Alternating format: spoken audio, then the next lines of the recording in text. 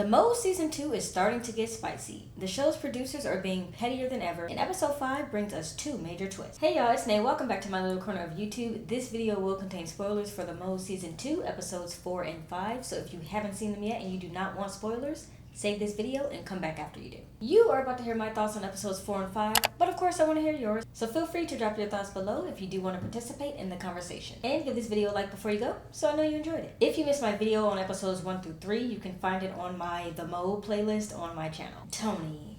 I don't really even know what to say about Tony. I think anyone who was paying attention saw that Hannah was playing him, except for him. It was very clear that she was trying to distract this man, and I'm kind of shocked that he fell for it that quickly and that easily. This is exactly why I said that Tony needed to be dropped off on Love Island instead of The Mole. I feel like he was on the wrong summer show, and his mind is on a different type of game. And it kind of sucks because he was on his way to changing things for himself. I mean, nobody trusted him, but he did get a little moment of redemption during that fortune cookie game.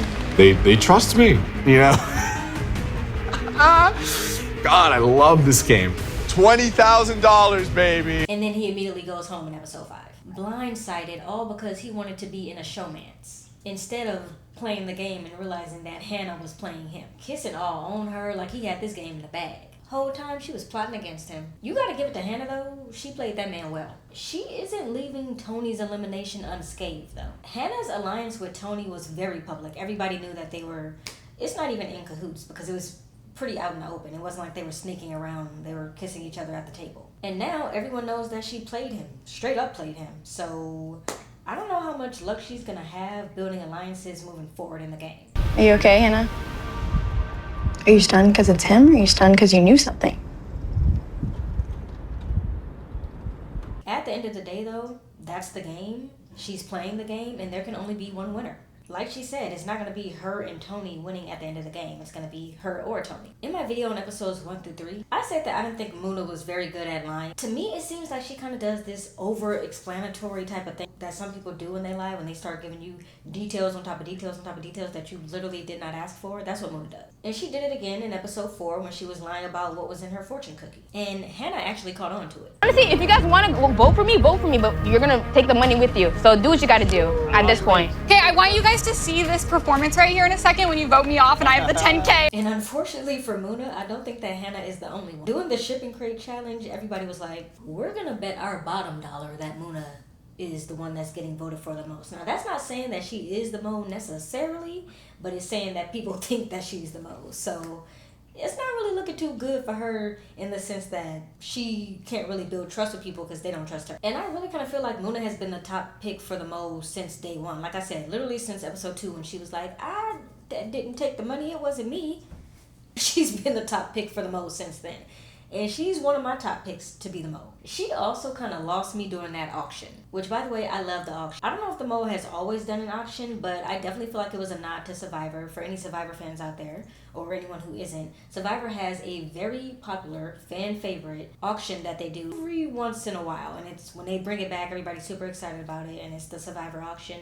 This auction kind of felt like a nod to Survivor. I mean, Survivor's like the OG game, right? Before they started bidding, Sean flat out said, look, I don't know about y'all, but if I see an exemption, I'm bidding on it. If there's an exemption, I'm telling you straight up, I am going. You don't know. You don't know what it is. I'm saying if there is, I am going for it. If she said that Sean is trying to normalize selfishness, I still didn't say selfishness right, but we're gonna go with it. First off, Muna, friend, you are playing a selfish game. You have been secretly normalizing being selfish the entire time. Your whole strategy is to play sweet and innocent Muslim woman and then secretly be stabbing people in the back. Like, that is your entire game. Those are your words. And 2, being selfish is a part of the game. That's the game. Like Hannah has said, and I have said several times, there can only be one winner. You have to be selfish. At a certain point, yes, you have to play the challenges together. You have to have just a minuscule amount of trust.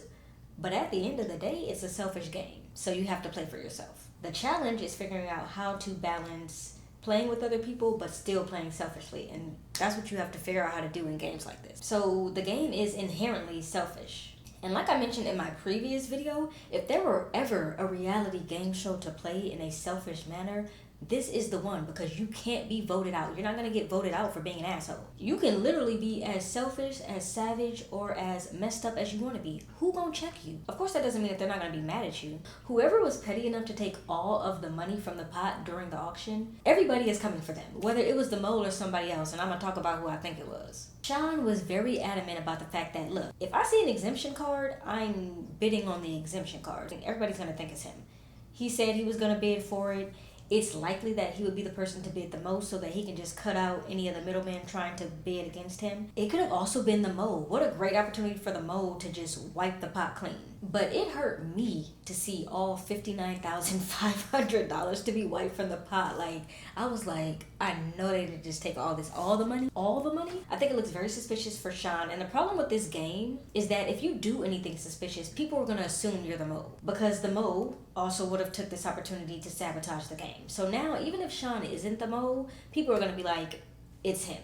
It's definitely him. He's about to go from getting no votes during that shipping crate challenge to getting all the votes now, which could work in his favor if people are wrong, but even if they're not wrong, he's not going home because he's the mole. I know I talk about petty Netflix producers all the time whenever I'm talking about a Netflix reality show. And look, you can say a lot about Netflix, but what you cannot say is that the producers of their reality shows don't know how to make a reality show. They live for the drama, they know how to stir it up, and that's exactly what you need for a reality show. I don't care if that's dating or game show like this. Offering these people the opportunity to see one person's audition tape and basically learn how they would play the mole if they were chosen as the mole is so damn petty. Charging them $5,000 for it is even pettier. But telling them that if no one chooses the interviews, then they get an extra $25,000 added to the pot is diabolical. It's a classic prisoner's dilemma. How much do I trust these other people? If we all sit back, drink our water, and mind our business, we're gonna get $25,000 extra dollars. But if I be selfish and screw everyone else over, then I'll get a little bit of information that might help me in the long run, help me on these quizzes, help me win this game. Unfortunately,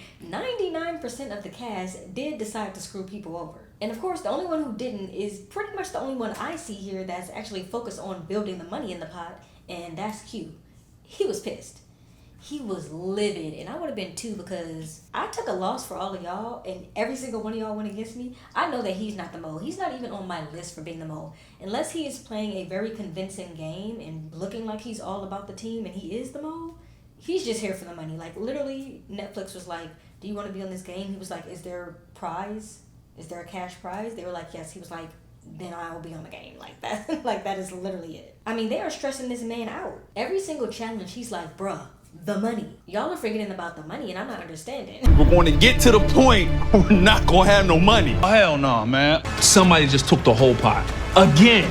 And then, as we've discussed, that auction was also petty as hell. Especially considering that someone, maybe the mole, drained the entire pot. I don't know how, as a group, a team, teammates, you come back from one of y'all wiping the entire pot. And you have to almost think that it was the mole who did it, because that makes it okay. That's the mole's job. If it was a regular player who did it, there's no coming back from that. I did love the Guess Who challenge, though. I am a board game nerd. I love Guess Who. I love Clue, all of those types of games. So I was like, ooh, a live action Guess Who. This is fun. So I thoroughly enjoyed that. I don't know about anybody else. And of course, I love to see the sabotage and the lies that came out of the game. Speaking of coming out of it, we already talked about Tony, but I can't end this video without talking about Melissa. Melissa said she was in her element during that fortune cookie game because she plays poker, and she went home, so she's not even going to get to redeem herself. I truly hope that she's a better poker player than she is at playing the mole. I cannot wait until episode 6. I don't know if the person who drained the pot is going to reveal themselves. If it was the mole, probably not. If it was Sean, maybe he'll say something. If it was somebody else, maybe they'll say who they are.